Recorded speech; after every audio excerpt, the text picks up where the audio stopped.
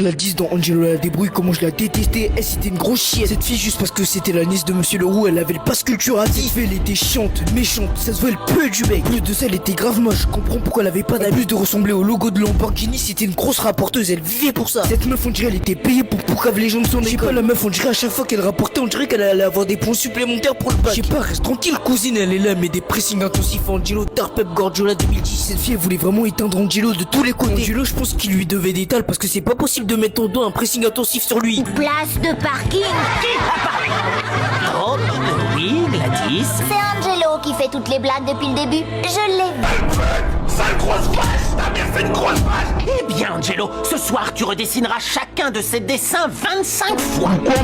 Qu'est-ce que je t'ai fait, Mignon? C'est une dinguerie comment cette fille elle était plus sadique que les contrôleurs de la SNCF. C'est trop. Elle appliquait le règlement de l'école comme si c'était elle qui l'avait écrit. C'était tellement une rapporteuse qu'on l'a mise au défi de ne pas rapporter pendant une journée. On a le droit de jouer au foot dans l'école? Non, les jeux de balle sont strictement interdits. Dites-vous que cette fille elle était tellement folle qu'elle a fait un bisou sur la joue à Angelo. Même Angelo il était abasourdi de la situation. En tout cas si t'as kiffé la vidéo, abonne-toi, rush les 60K.